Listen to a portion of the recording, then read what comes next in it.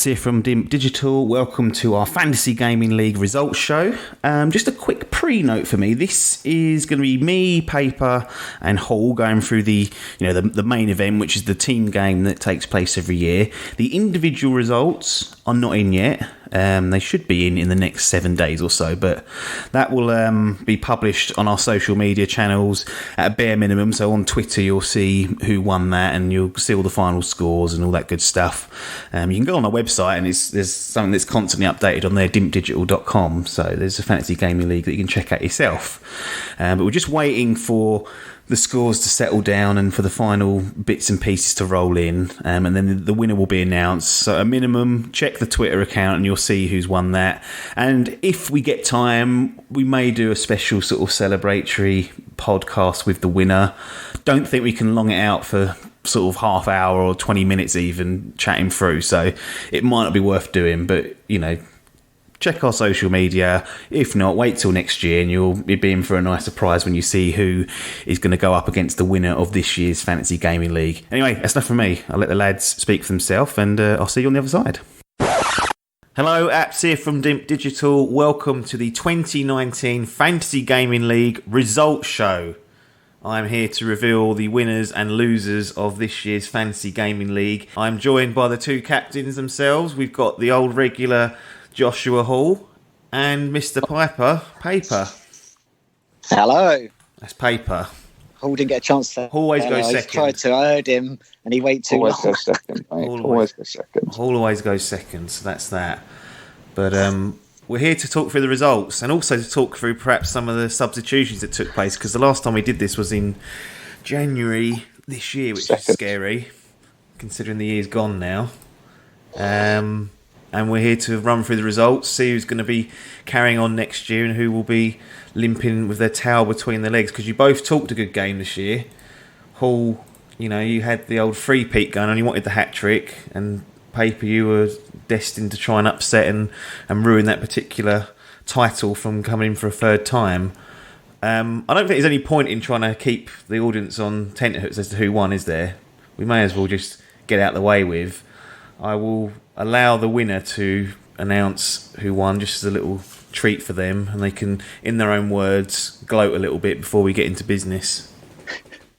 Well, in the grand scheme of things, Paper's Lemons came first, as predicted at the start of the season. Easy money at the end of the day. You should have all bet on it, Betfair, Paddy Powell probably had all me as underdogs. But, we came out, we actually destroyed it. And, I'm looking forward to next season. I'm already starting playing those mind games out there, but we'll come on to that at another point. Yeah, absolutely. So, Paper's Lemons, Piper's team won the Fantasy Gaming League.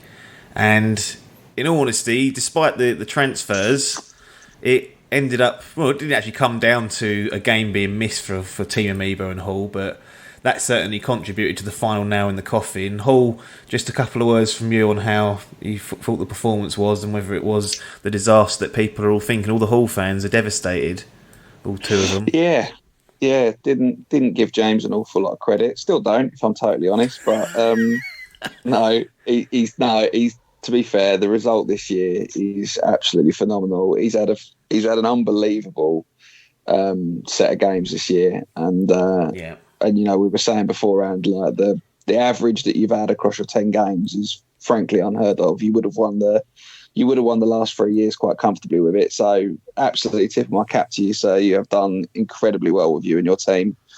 We made a couple of serious missteps early doors with our selections. I say, you say we. You mean you? No, not just me. There's definitely games on my team that didn't help matters particularly.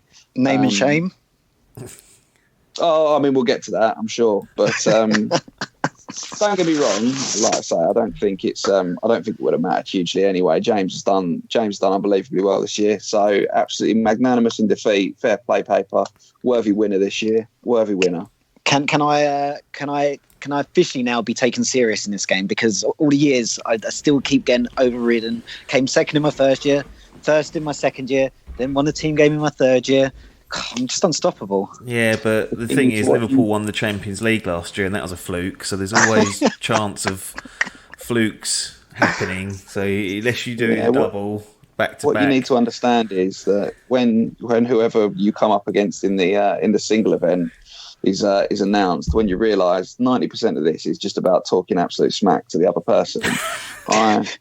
And that's what you got to do from early doors, and that's exactly what I set out to do against you. And it worked for a very short period until your game started to come out, and I realised very quickly I was in a bit of trouble. But is what it is. Is what it is.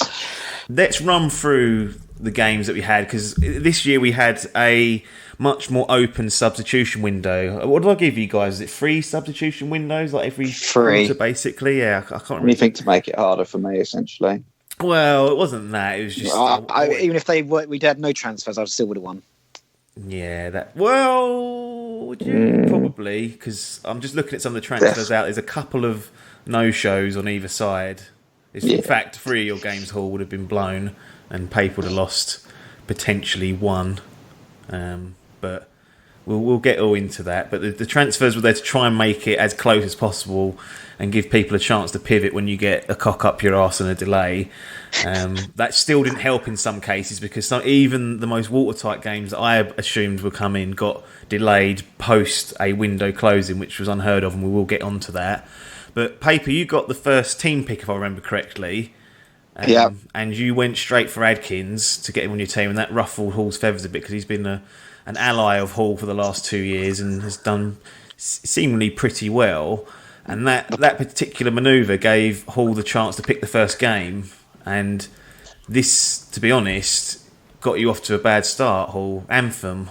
Dreadful. The real disappointment for BioWare, 2 on the bounce now. I got sucked into their Mass Effect Andromeda, and that didn't deliver as well as I thought it was going to be. I thought it was going to be high 80s. It was like mid to low 70s.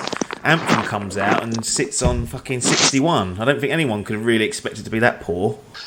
No, with it being delayed from, obviously had it in the year before as well. Yes.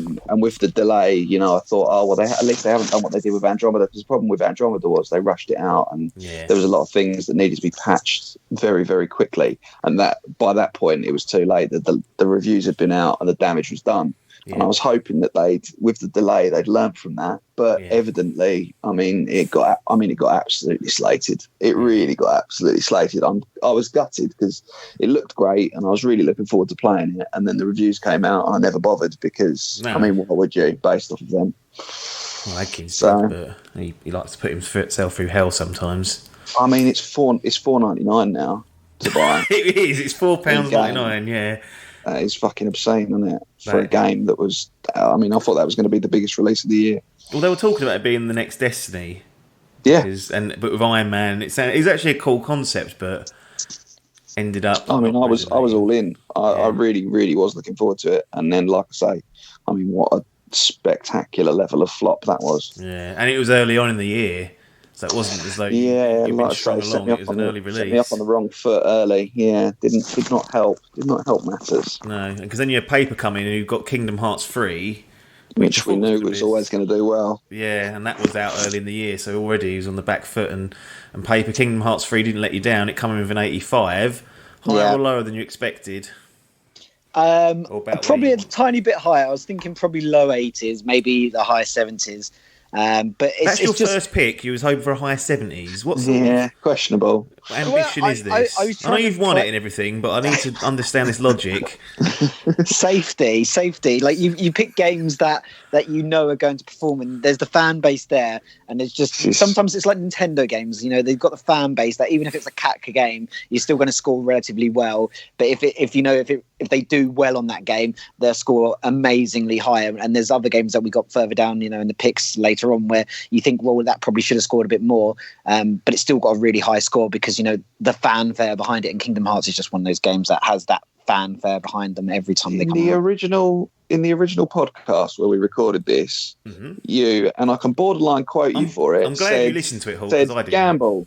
Gambling is the way to go. Gamble on stuff. That is the way to play it. And you've literally logged on here and gone, safety. That was my mindset. Safety. Sometimes I'm like a politician. It's not always what I say is what I mean. I've got to lead you on, not what I do. So I can get the games I want and the people I want. And tactics worked. I think I remember saying once we got through the first 7 games, or saying first 8 games, I got 7 of the 8 I wanted. So like, it worked. Do you remember what the one you missed out on was? Yeah, it was the what's it called? It's the one. Pardon? Mortal Kombat. Mortal Kombat. Mortal Kombat was the one I wanted. That was the only one in my top 8 that I didn't get. So everything on my list I got. Yeah, that's not a bad going really, but yeah, I mean, Kingdom Hearts performed well. On your first pick, Adkins, you knew he was always going to take a gamble on The Last of Us Part 2, which we found out was never coming this year. In fact, it was due to come out February 2020, but has then been knocked back into later on into May. So that's one for next year for people to sort of sniff at.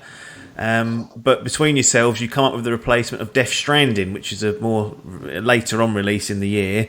Kojima the Madman let off the hook, and it in the end ended up at present, as we look at this, as recorded it, a solid 83, which, it could have. Some people may have been expecting 90s, but I think with that mad bastard being unhinged and not having Konami to look after him, I think actually it's a bullet dodge, because it could have been complete dog shitting.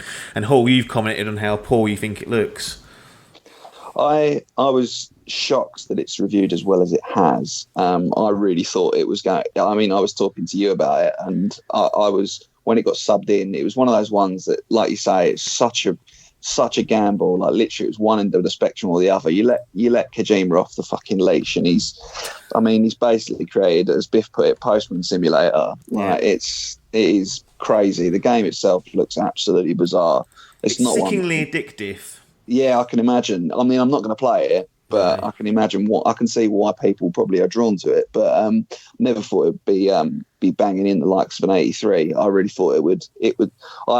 But even just before release, I was saying I think it would be low 70s. So for it to bag an 83, we've done incredibly well to bring that in again. Yeah. To be fair, this was my biggest, not worry, not the game itself, but Adkins. From a team perspective, why'd you pick him? You picked him first. No, it's fine. But there's quite a lot of off camera. There's a lot of banter going on in the group and stuff like that. I don't think it's bad on his part. I think there's genuine hatred. And he's known as the Baba Reek, and that was all going along, and then it came up to that window, and I was really scared that he was going to just hold tight and not transfer out, just to try and screw me over from within. But I sweet talked him, and he came round. Good boy. He was a good boy. Knowledge and the conflict that's been happening, is he still going to be a trustworthy member for next year? I mean, maybe you don't want to tip your hand, but there may have been a few clashes this year that may put you off having him. Or is it just business? At the end of the day, I see it's just business. It was we got over the line. It's like when anything. Like if you're a boss, you treat them mean, keep them keen, and then when you come to give them a biscuit, and then they'll do what you want. It's fine. So Atkins is basically a dog. Give him a biscuit, and he'll be happy with life. Really. Exactly. He's happy with most things. Hall, you were forced into getting Pac-Man Adcock in, the two ads getting the top picks for this particular year, and as we record this now, he bagged you the highest reviewed game of the year, Resident Evil 2, coming in at a 92. Now, I was expecting it to be a good game. I really liked the look of it, and I really enjoyed playing the game. But a 92, and to be the highest game of 2019 so far, is a bit of a shock. Yeah, I mean, I didn't have it down as the highest game of 2019. No. That is a bit of an obscene statistic. But, I mean, at the time, when he picked it, I said that'll be a 90 plus game. I was confident that was going to be a very, very strong release of the year. Said it was a good pick at the time.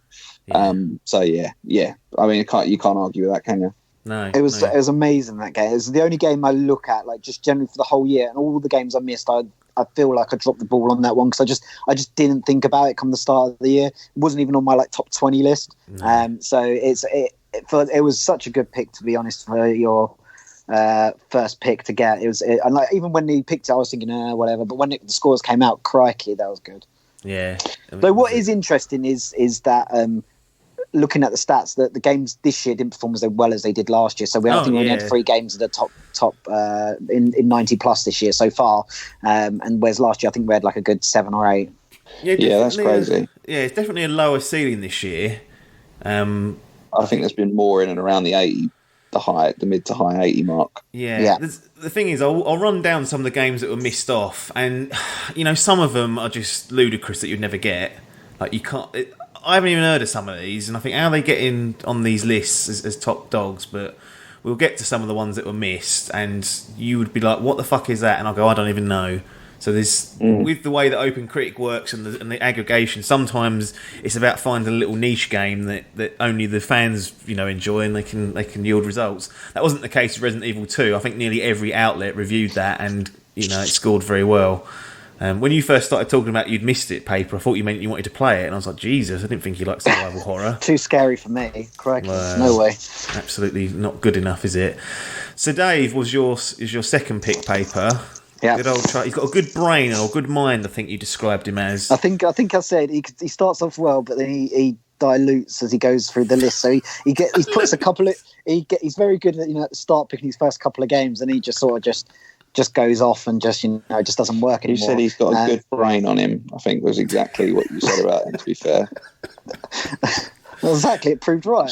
Much to our amusement at the time. It was hilarious, yeah. I mean, he did do all right. His first pick and got you Sekiro Shadows Die Twice from Software's new game. Yep. They seem like a safe bet almost to get you an 85 plus and into the 90s, it seems. They've, for whatever reason, whether you enjoy the games or not, they seem to be title takers.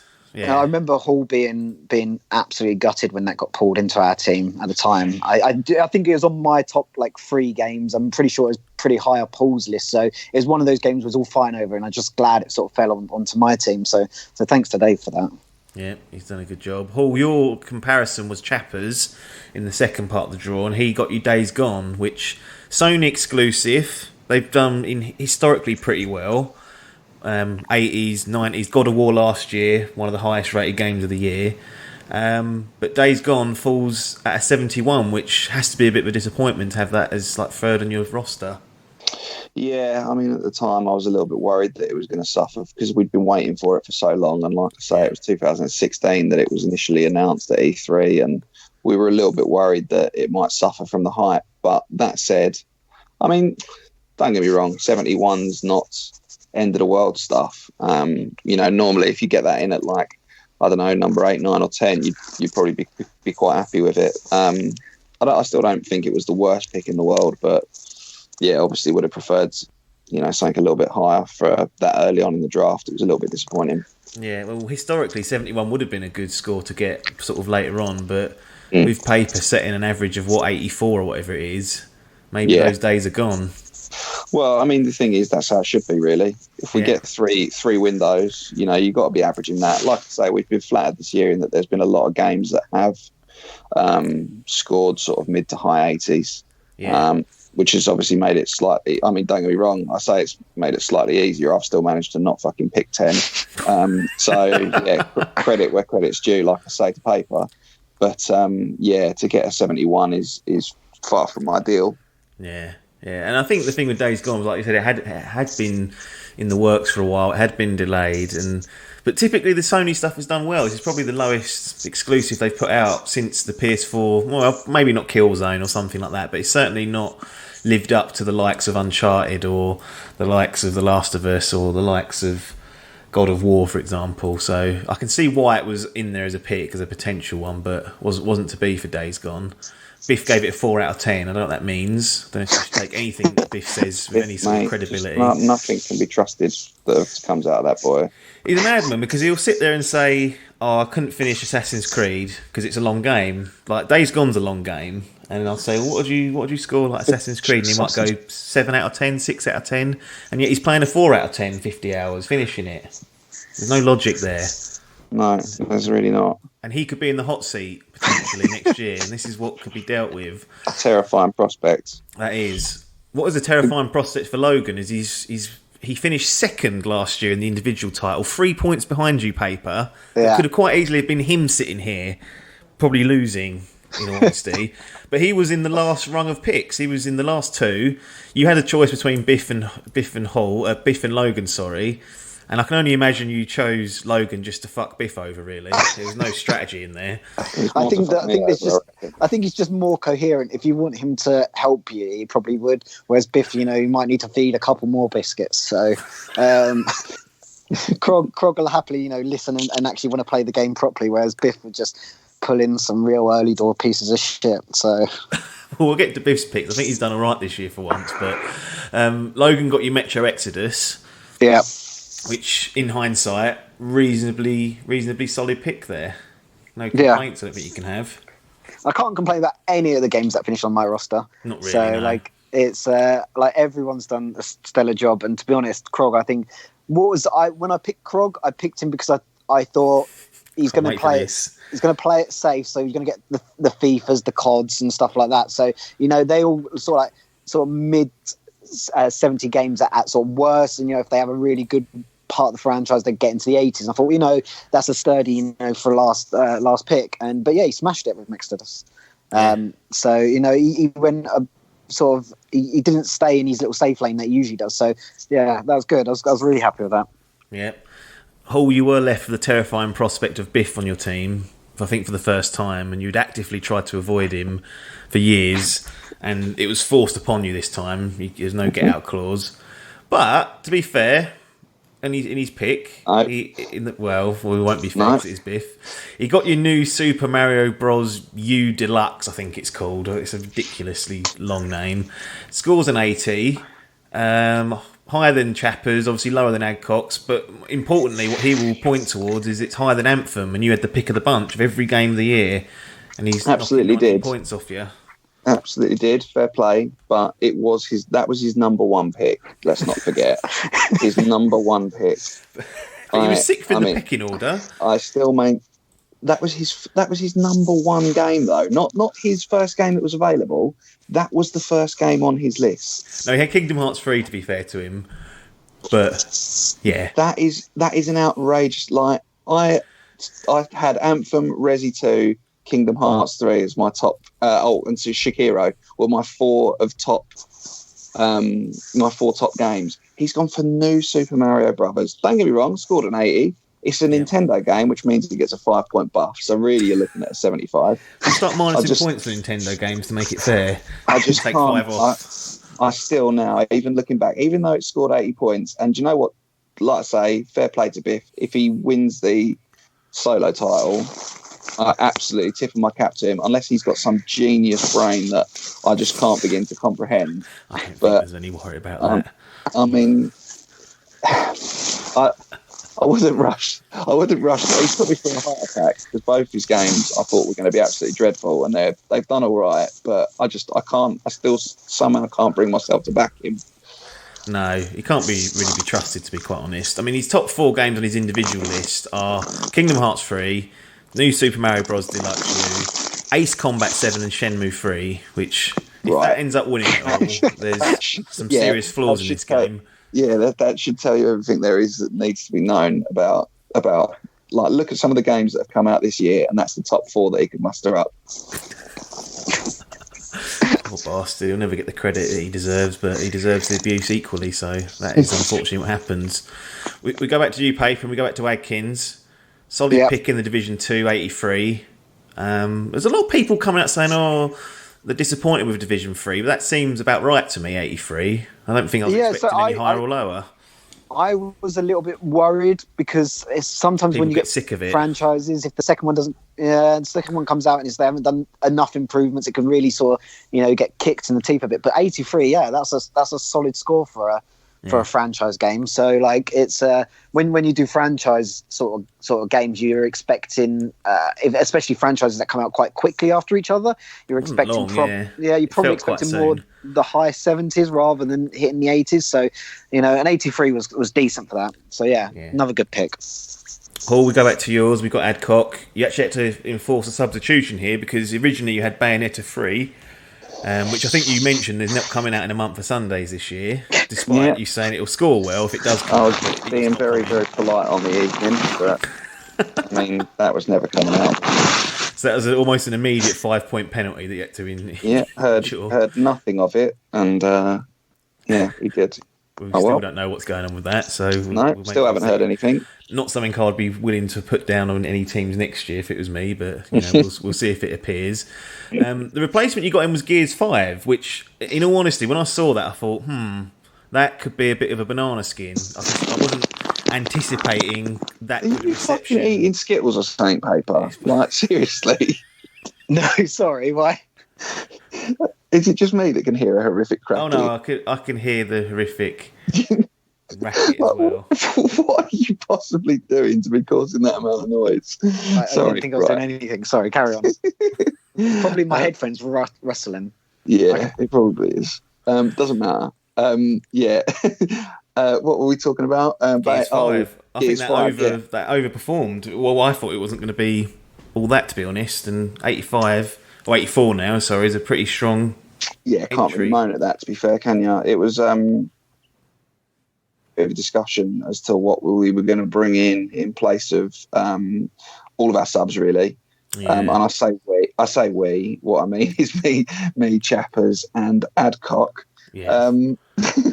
Literally didn't even get an invite to the group. Poor old Biff. Really? Is this the first time Biff's hearing about that? Is this group he doesn't know about it. So you're welcome, Smithy. Just to really put that extra boot in. No, we were talking about games that we were going to bring in, and I think Chappers it was that floated Gears 5 out as an idea. And to be honest, it was kind of getting so close to the deadline of the end of the transfer window, and we hadn't heard anything about Bayonetta that we had to sort of make the call and bring it in. Yeah. So yeah, it was a good choice. There was like you say, Apps. It could have been a real banana skin because Gears. Although Gears 4 did all right, Judgment was tragic, obviously. But no, it done it, and it's a great game. I enjoy it as a game. Oh yeah, the campaign was excellent. We've played quite a bit of Horde together, which has been good fun. Escape's a brilliant addition to it. So yeah, no, I stand by it. It was a good choice, and it was fortunate really because we needed that to bump us up a bit. Yeah. Yeah, well, I want to stay on to your team because Chappers was next, and as you mentioned, there's a Team Amiibo group there, sort of like a committee almost, to think of what needs to be transferred in, transferred out. Chappers had given you Skull and Bones, which, again, absent this year completely. That could be vaporware, that one. We won't know if that'll ever turn up. But again, Link's Awakening come about. It was a solid pick in my view. It's a Nintendo game, it's Zelda, it's a remake, and it comes in with a pretty decent score of 87. And Chappers takes the glory of that, but it sounds like behind the scenes it was a group decision to get these two games in. Well, I'll be honest, that as soon as Link's Awakening got announced, I put a message out and saying we're having that game. Yeah. What game are we going to get rid of out of Skull and Bones and Bayonetta 3? Yeah. I literally said we've been in a game, and one of those is going in the bin. One of those is going, yeah. And Chappers very kindly said, yeah, I think we'll get rid of Skull and Bones because we haven't seen anything of it. So we'll call that, and that went. And obviously we brought in Zelda, which was always going to do well. Well, Paper turned his nose up at it, so he doesn't need that in his team. Yeah, that would have been in his top 3 scoring games if he'd gone for that. So I don't. What was your correct comment though, wasn't it? Didn't need it. I was happy. It was at the time. I didn't really want to take anything out at the time, so it was just one of those ones that it was going to be good, but I couldn't justify taking something else out at that moment in time, and it was one of those things that I was comfortably going along knowing I could score 70s because Anthem came out so early that I was just like, there's no point in risking it, so just leave it. But there's no risk. It was just never a risk, was it? It was just never a risk. Death Stranding's the risk. Could you have come out a week before and gone, that ain't coming out now, sorry. You still had Pokemon in, which hadn't been announced at that stage.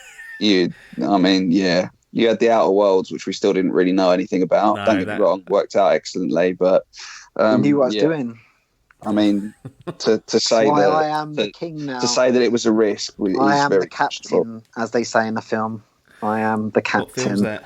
I don't know, the one with Hanks in. What? Captain Phillips? Yeah, that's the one. Jesus. I am the captain now. What you mean? The people that get on the boat? Is it the boat one? The terrorist when he goes up with a gun goes, "I am the captain now." I don't know if that is Captain Phillips. I think Captain Phillips is like the airplane one. Oh, it's one where it's the ship captain. Yeah, I know what one you mean. I don't know. No. Sully was the aeroplane one. It was Captain Phillips was the. Oh yeah, you're right. Yeah, Sully was the boat one. Yeah. I think he's doing too many roles where he's a captain of some sort. He's getting typecast into captain roles. It's confusing me.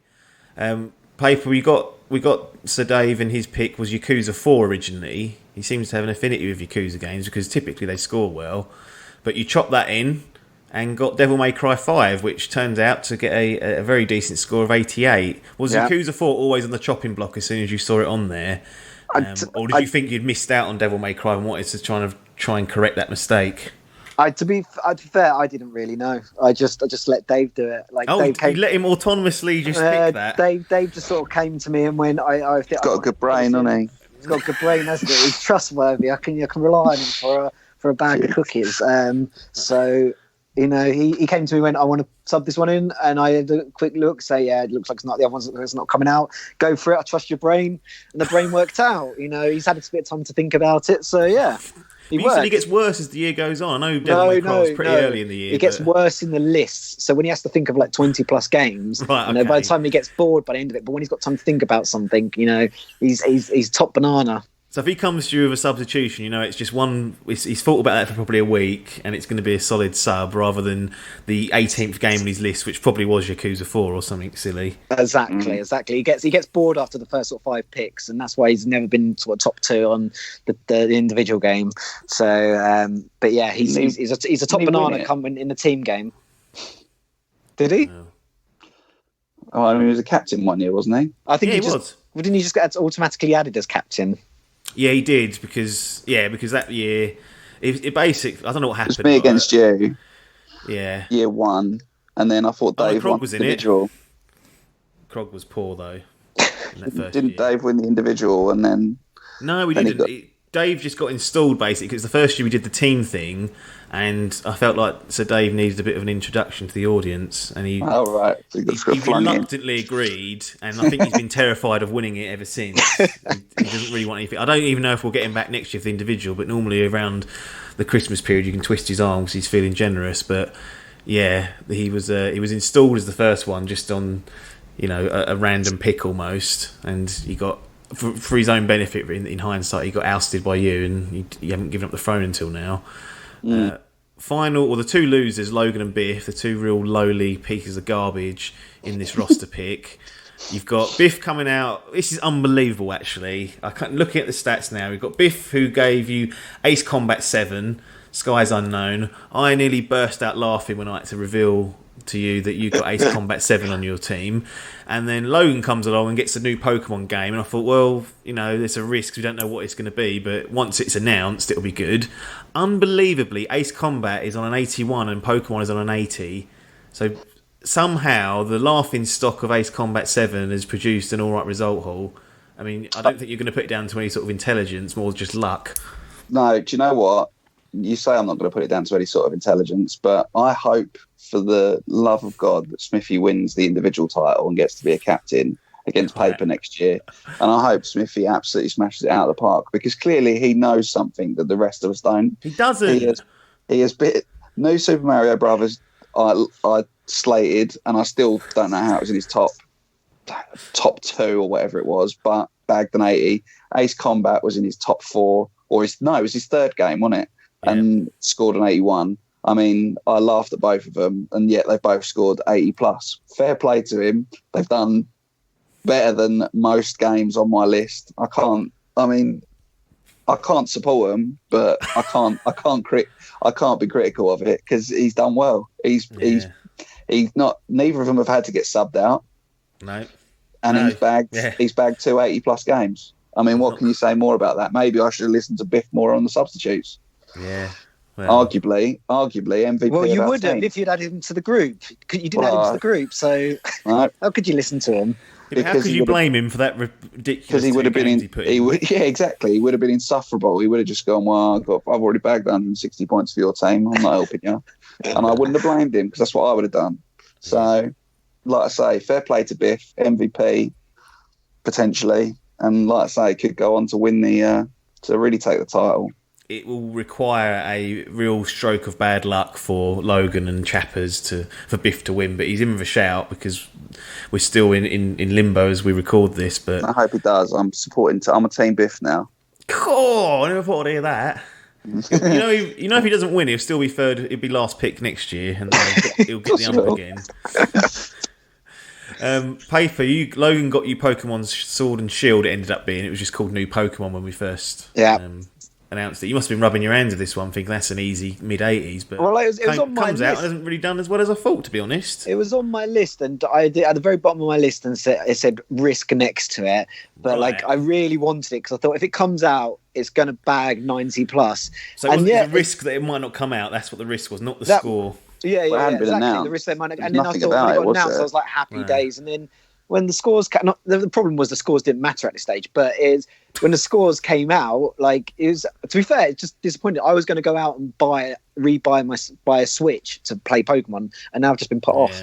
Yeah, no, I don't blame you, to be honest. I was pretty much decided that day one I'm getting this.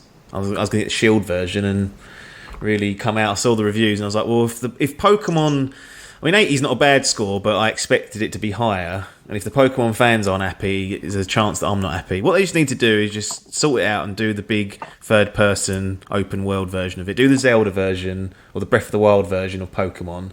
That's what everyone really wants. Well, I have Pokemon Sword. Go on. Opinion, reviews. I am enjoying it as much as I have done for any part. Like, bearing in mind, I really enjoyed a lot of them for quite a long time, but I would definitely say it's been one of the best ones we've had in the series. I mean, it's compared to Let's Go Pikachu and Let's Go Eevee, which were garbage. I think it's a great game. Really, really good fun. But why do you think it's not scored higher than it has? 80's not a bad. Right, that's what's hurting it. Right, so it's missing Pokemon, from what I know, isn't it? Yeah, quite a large proportion of the Pokemon. It's Psyduck in it. This one, I couldn't tell you off the top of my head, to be honest with you. I haven't played it loads, but yeah, it's struggled. I mean, there was a big petition online to get it delayed because they wanted all the Pokemon put in, which was obviously never a chance. Yeah, but I'm enjoying it. I'm surprised that it's reviewed as low. A lot of people that I follow on Twitter are saying that that is their favourite one that they've had since Red, Blue, Yellow. Right. And I'm not a million miles away from that myself, to be honest. I think it's a great game. Really, really pleased with it. So, there you go, Paper.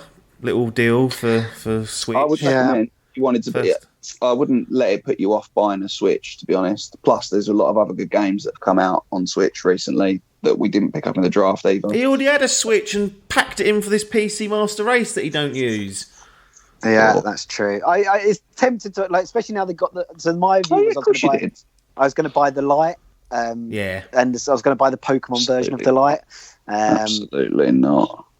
Yeah, it was. And then I was, but then I thought I may as well wait. I'm not in a rush to play it, but I still want to play it because like Hall says, even though it hasn't scored as well as I'd hoped, I think it will still be a good and enjoyable game, and I just want a bit of nostalgia. I'm not too fussed. There's not all the Pokemon there. I'm quite looking forward to there being loads of new Pokemon, to be honest. So, but yeah, that's maybe next year for me now. Hall, who's your starter Pokemon on this? Just so the fans know. Oh God, I don't know. The fire one. The fire one. Is that the bunny? Yeah, Score Bunny, is it? Yeah, that's it. Score something or other. I was going to get the little monkey one, the little plant one, because obviously being a monkey myself, it kind of fitted the chimp-like. Well, chimps are different to monkeys, but I always categorise them as the same.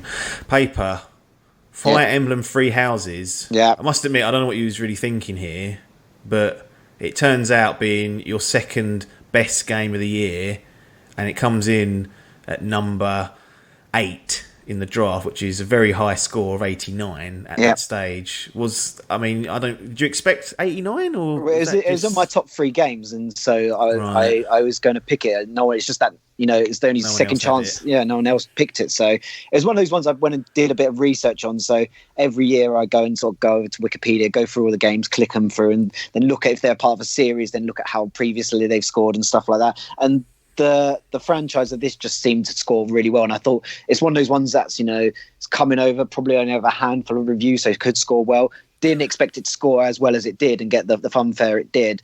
I think even I got laughed at by Hall when I picked it, saying that was going to be cack, and now he's changed his tune. Well, he stole Mortal Kombat 11 off you at that stage. Yeah, which is probably what you wanted, but you ended up with the better part of the deal because Mortal Kombat 11 sits at an 83, which I think is a respectable score. I think that was a real shrewd pick at the time because Mortal Kombat has just performed so, and so's all the Injustice games that are developed by the same team. So that was always going to be a solid pick. Oh, you've played Fire Emblem Three Houses, and it sounded like you really enjoyed your time with that. Yeah, probably my game of the year. Yeah. High praise. Yeah. What's it about that you enjoyed about? Because I've never played one. So have you played one before, or is it just a new experience? No, first one that I played, and it's bizarre. I mean, they're just strange. Like, it's turn-based fighting games, which I like, or turn-based strategy style, top-down view, map-based fighting game, which I obviously like anyway. But yeah, it was just one of those ones that I just kind of got into, and it's very repetitive. There's a lot of going back to you. It's based out of you're a professor at a college or something, and Hogwarts. You've basically got to run around the college each day and make sure you do you get your relationships up and you talk to everyone every day and you do this every day and all that stuff. And yeah, I like repetitiveness in games like that. And yeah, like I say, I didn't know much about it when Paper picked it. I didn't think much of it, but yeah, cracking game, really, really good pick from James. That yeah, pulled it out the fire. I mean, Mortal Kombat wasn't a bad pick. I was ecstatic to have gotten Mortal Kombat at number 8. I absolutely blown away. That was in my top 5, so yeah, well placed. It did all right. It did well, 83, which I don't actually know off the top of my head whether that was higher than Mortal Kombat 10 or not. I'll find out at some point. Yeah, but no, I was pleased. You can't go too far wrong with that. No, I mean, I think I mentioned at the time that I was impressed by that one, and Paper was obviously audibly upset because he wanted it, and it got an 84. Mortal Kombat X, so one off. Yeah. Not to be worried about. Both your 9 picks had to be subbed out. Well, it didn't have to be. In the case of Halls, it kind of had to be. But Paper, you had Shenmue 3, which you've been back in since day one, loving it, saying it's going to be the best game ever. You call it Shamu. Yeah, Shenmue 3. And you lost your bottle at the end and subbed it out for Super Mario Maker 2, which scored brilliantly, but that's a bottle job there, isn't it? Didn't see that through. Is 100%. The thing is, I probably would have kept it in, but everyone kept picking me for it. So I was like, all these years, the peer pressure pulled off, and I was like, fuck it, got to get it out, And so I got it out. And to be fair, once when I saw Mario Maker 2, because I don't think that was on any list before the start of the year. No, so it hadn't been announced. It was like an E3 thing, wasn't it? I was like, I'm going to grab that because it'll score well. But it's just one of those games that you just know, like Link Awakening and stuff like that. You just know Mario Maker's going to score well. So I was like, well, Shamu 3, gamble. Mario Maker 2, not a gamble. At this point, Anthem had already come out, so I was like, fuck it. Cover it off. Because it was a mid-year release as well, so had it been delayed, you'd have at least had a chance to react to it. Yeah, exactly. Hall, I think you got royally stitched up here. Unbelievable, mate. Still Ori and the Will of the Wisps was the original pick. Yeah. And it was announced that weren't coming until 2020, and I thought, well, that's understandable. We hadn't seen a lot of it. I was expecting it still to come this year, but it's coming early next year, apparently. I would say a reasonable amount of it, and they were absolutely adamant on their release date for it, and I was gutted because Ori and the Blind Forest was an excellent game and scored 92 or whatever it was. Yeah. And I thought, again, when I got Ori and the Will of the Wisps at 9, I was literally like, well, this is daylight robbery that I've been allowed to get away with this. And then, obviously didn't come, got delayed. So thought we again had the discussion of what we're gonna sub in for it. Yep. Chose Doom Eternal, which...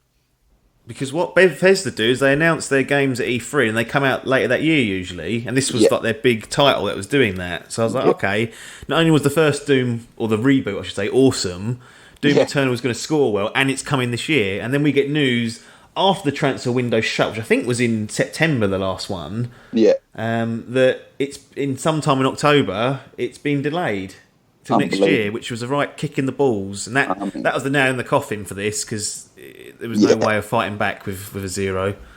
I just can't. I was gutted that it didn't come out. I'm gutted because I wanted to play it. I wanted to play the first one and didn't. I watched loads of it, but never got round to playing it. And then I was going to buy it on Switch. And then I thought, if I'm going to play it, I'm going to play it properly on Xbox. And like I say, I just never got round to it. But I was quite looking forward to Doom Eternal. And for it not to come out at all is just an absolute travesty. Yeah, no, I think he was very unlucky there, because I honestly was shocked to see that. I'd hung my hat on Doom Eternal coming out, but it just proves you can't trust anyone in this game, especially Bethesda these days. They've had a real torrid time lately, and that won't help them. But all we've forgotten if Doom Eternal comes out and is excellent. Paper, your final pick was The Outer Worlds. Now, this must have had the word risk next to it, because, again, hadn't really seen much about it. And even all the way into E3, we didn't even know if it was coming this year. But Xbox come through and say, yep, it's coming. It's coming to all platforms, but it'll also be their day and date on Game Pass, which is fucking ace. I've been playing it, and it's a great game to have on that. But you were rewarded for holding out on The Outer Worlds. Yeah, it was just one of those ones that I'd just seen floating around at the start, just before the start of the year, and I thought, that's worth adding to the list. So I always put a list together, but it was nowhere near the top of the list. It was actually quite near the bottom of my list. And when we got to this point, all the games that I'd sort of wanted had gone, and so there was a few there, and because we'd now got these free windows, I thought, it's one of those ones that, because Fallout 60, whatever shit's called, came out. Yeah, you picked that last year. You subbed it in. Yeah, I know. Nearly derailed the whole team. But I don't think anyone expected that anyway. But it's. I thought these are the people that had left before that, and if they're going to do a game, if they do it well, people be like, "This is the type of game we wanted," like from Fallout and all that stuff. So. It was worth the risk in the end, and it looks like it's been a great success. Not played it, but it just looks like I like the art style and like the characterization they've gone for. It's a bit of a different take on things, so it looks quite nice. Obsidian, who made this, they made Fallout New Vegas. Yeah. So we had Fallout 3, which was Bethesda. Then they obviously outsourced it to do Fallout New Vegas in relatively short turnaround. And some people say it's their favourite Fallout game since Bethesda got it.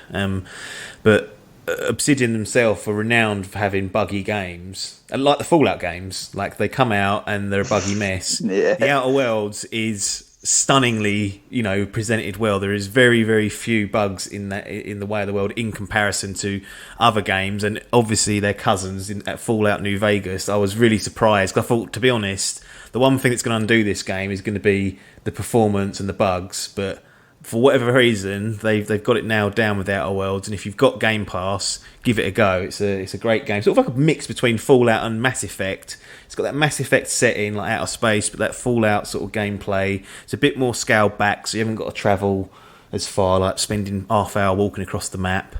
But Obsidian will now be under the tutelage of Phil Spencer and Xbox going forward.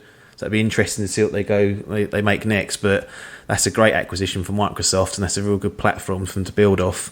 Hall, you ended up with Trials Rising as the final pick. I was actually personally disappointed with Trials Rising. I was really annoyed with the progression system and the changes they made. But it scored an 80 in the Open Critic scores, so that's all really that matters at this stage. Yeah, it was always going to be solid. I had a lot of games to choose from at this stage because James had the last game pick. Outer Worlds was one that I was considering, but I wasn't sure of enough about it. And Trials was like a banker, number 10 pick, gonna get an 80 score. And to be honest, James alluded to it earlier on, but I thought that averaging sort of, if you could pick up like a game at number 10 that scores like 75, 80, you've done really well for yourself. You generally bank on sort of 75 across the board, and you're probably good. It's only because James had an exceptionally good year this year. Good game, good pickup. Didn't play it, but saw a reasonable amount of it. Wouldn't change, I think, if I went back and picked it again. I thought that was an all right pickup at number 10. Oh yeah, no, absolutely. It's a good pick. Anything in the 80s at that stage is good. And that brings us to a close. I mean, the final scores as we record this today, and they could change by a point or two if reviews come in later or earlier, but We've got Papers, Lemons, who's sitting on 839, and then Team Amiibo sitting on 704. So well over 100 adrift. Even with Doom Eternal coming out, it still would have been a good 30 or 40 point gap that needs to be made up. Was Anthem the real killer blow early on, Hall? That just put you so much on the back foot that it let Paper just play it a bit more safer? And obviously, I think they overachieved with all the 80s they've got. But if you've got an 85 here, 61 day one, gives them a bit more of a strategic advantage going forward. I mean, if you look. You had the highest rated game of the year in yours. Yeah, I mean, let's say Doom scored 85, for example, if it had come out. I've got 2 games that have scored less than 80, which are Anthem and Days Gone. Anthem, can't blame anyone other than myself for that. I literally had first pick, and like I say, I don't think many people would have predicted that it'd bomb as badly as it did. That said, it did, obviously. And then, like I say, Days Gone at 71. So you can't... If it scores 80, then maybe things would have gone slightly differently. But, I mean, I still don't think we would have overcome the deficit. We wouldn't have subbed out Days Gone because I didn't have a chance to before the first transfer window. So, yeah, we would have been staying. It would have meant that both those two would have had to score another, 15 to 20 points each on average, which was unlikely. So like I say, I don't think we could have done an awful lot more. Doom Eternal was unfortunate, but as it is, it didn't really matter. So like I say, tipping my cap to Paper, he's done exceedingly well out of the picks that he's got. Yeah, you can't argue with that. The average scores of Papers, Lemons sit on an 84, which I think any year would have been unbeatable. That's outrageous. Easy. That is absolutely outrageous. That is, yeah. I mean, it's absurd. I mean, the last couple of years we've had a blank, I think, nearly on every team. I mean, your team speedrun haul last year sat at 799 at the end, and there's 40 points extra on Papers one, which is absurd. And that wasn't a bad year for you either. No. I thought I did all right. Because you expect to have a few... Normally, you'd expect to have a few blips, like the odd 70... God forbid the odd 60, but Paper, to get through everything as an 80 or above, that's impressive work. And I don't think even you could have predicted that was going to end up being the story of your team. You must have been expecting the worst for some of these games. No, to be honest, it's you never expect. You don't really know when you set out and you pick the draft, because games you pick just either don't come out or just don't perform as you expect, and sometimes games that you don't expect just perform really well. And so there is an element of luck. I'm not going to say it's all luck, because there was a bit of research back there to get me there, and it was good. And to be fair, the team performed really well, and we had a bit of a different. We didn't have a group like Hall. Well, we did have a group, but we didn't use it. It's more just individually me talking to the guys.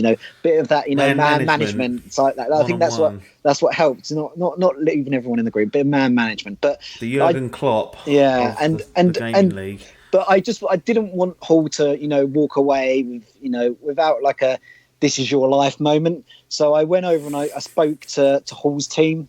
So maybe you don't know about it. And I said to them, I said, we're doing this podcast this Thursday, and I just wanted to know what your thoughts are. If there's anything you want to get off your chest about your captain or the team amiibo, and they all came back to me, fair to them. So they all, and like we start off with Adcock, loyal dog Adcock. He was like Pac-Man. Pac-Man. He went, basically, Anthem put us on a massive back foot and we never recovered from. Games as service are a risk for all future picks. So there's a warning for you there from him. We also had many gambles that didn't pay off from team members. He's not pointing any fingers there. He went, and then to be fair, he's quite nice and loving to you. He went, the team was actually well managed. Always checked in during windows and asked for input, which is nice. Oh, unless you're Biff. And well, we'll move on to the next person, shall we? We asked Chappers the same question.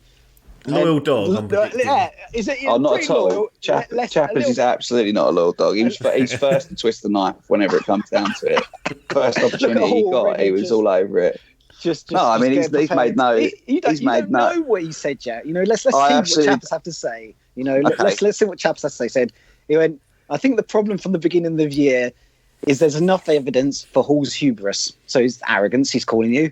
He said he did float Fallen Order and Sea of Solitude in place of Doom, but got ignored. So, there's this clearly he's bitter that Doom got selected over his picks. He said it wouldn't have mattered anyway, but, it is what it is. And then, to be honest, so that's not too bad. He was a bit bitter about some of the management. But then we come on to our favourite person of all, Biff. And Biff actually quoted it, and he actually put quotation marks around this. He went, I like Hall, but he's been a terrible captain. After this year, I'd rather be picked to be a lifeguard on the Titanic by the captain. Well, yeah, I mean, to be fair, Adcock rather saying Anthem's let us down. He's absolutely not wrong. And then some team picks that haven't worked out. Again, he's absolutely not wrong. We had 2 games that didn't come out of the team picks, and then Biff's picks. So, there you go. What are you going to do? Yeah, like I say, Chappers has been so group and trying to rub salt in the wound. But like I say, I mean, you've won by such a landslide. You can't be too surprised by that. But I still stand by my Doom Eternal pick. I'm livid that it hasn't come out. And as Apps was saying earlier on, I mean, that's just crazy that I would never have picked Fallen Order either. I think that's reviewed really well. Absolutely not. I would not have predicted that. I thought that was going to be a mid 70s style game. I didn't think that was ever going to do very well, but I'm happy to be proven wrong with it. And seemingly from the people that have played it that I've spoken to, they seem to be having a good time with it. Yeah. And as for Biff, I mean, I just didn't involve him in any of the decision-making process. So hardly surprising really that he's not overly pleased. I've deliberately picked him last every single year, or not picked him rather, I should say, and then got left with him this year. But as I said earlier on in this podcast, I'm Team Biff now. I hope that he somehow pulls the miracle out the bag and gets to be a captain next year. Yeah, time will tell whether that comes true. Just before I let you two go, I want to run through the top 10 rated games as we record this Thanksgiving night for some of our American cousins. Just to see what games were on there and which ones were missed, and whether any of these would have been a potential candidate or or food for thought for people going forward. So as I mentioned, Resident Evil 2's top game at the moment with 92, which I think solid. Well, yeah. I mean, I wasn't expecting that to be the top game of the year, but having played it, I'm not surprised. Number 2, also over 92. So I think the way it works is it's the amount of reviews or the amount of recommendations that come in. So this is the same score, but it's Dragon Quest XI, Echoes of an Elusive Age Definitive Edition, which is basically Dragon Quest 11, the Switch version, and that's sitting on a 92. That seems absurd to me, but I mean, I wouldn't have picked it. So no one's picking that, are they? Yeah, no, it's like you said at Apps earlier on. No one's fucking choosing that. No. Number 3, also with a 92. So there's 3 games of 92. Final Fantasy XIV Shadowbringers expansion. So a bit risky to put in a draft because you don't know whether they're going to. Wow, they've got a page, but games of the service now. I think we've been seeing with Destiny that's been getting new pages and put up, so it is a tactic that people can leverage. Number 4, game I'm very interested in, PC only at the moment, should be coming to consoles next year hopefully. Never even heard of it, but I heard someone talking about it on a podcast, Game Face. It's called Disco Elysium and it's on sale on Steam, which means I might get it. I don't think anyone will have that on the list. I certainly didn't, so not even a contender. Number 5 of a 91 was Nier Automata, Game of the Year, Yohara Edition. So kind of like a cheat one, but worth always considering that there's going to be potential re-releases or Game of the Year editions that will have a page. Disgraceful, shouldn't be allowed. Well, it can't be stopped. Number 6, 91, Overcooked 2 Campfire Cook-Off. I don't know what that is, Hall. Do you know what that is? Yeah, so I've got Overcooked 2, and that is the DLC for it, which I also have. It's like a little chef's game where 4 of you are on the same screen cooking different meals. Great game. Definitely not a 91. Literally ludicrous. Number 7, 91, Monster Hunter World Iceborne. Their big expansion in the late summer. Number 8, Sekiro, sorry. So that's obviously what Sir David picked. Number 9, never heard of it, 89. Campfire Cook-Off, 3 reviews. Yeah. Is that it? 3 reviews. Wow. Yeah. That's all it needs. That's all it needs, though. It's the rules. Yeah. Asgard's Wrath is number 9 with an 89. I never heard of that. It's on Oculus. Yeah. And then number 10, Slay the Spire on PC and Switch. Came out in January and got an 89. Again, never heard of it. So, not what I'd call a conventional top 10. Lots of re-releases, lots of expansions, and then a couple of games that I've never played and have no intention of playing. So it's been a bit of a strange year in that sense. See, at the start of the year, I think if we had all said, Anthem's going to probably be up there. We said if Pokemon's going to come out, that would have been up there. Yeah. Sure. Yeah, so there's just games that just haven't performed as well as maybe we would have thought. I think, or as the fans would have hoped, should I say? Yeah. I think if you'd have taken the 20 games that we picked at the start of the year for our 2 teams, and you'd have ordered those 20 games, I'd have been very surprised if people have. I mean, when you look at the top. Not including obviously the subs that came in, but of those 20, the order. I mean, how many people would have had Fire Emblem number 3? It's wouldn't have. Crazy. And don't get me wrong, fair play paper, because you did call it. But that is, there was some odd results this year in terms of scores that games had.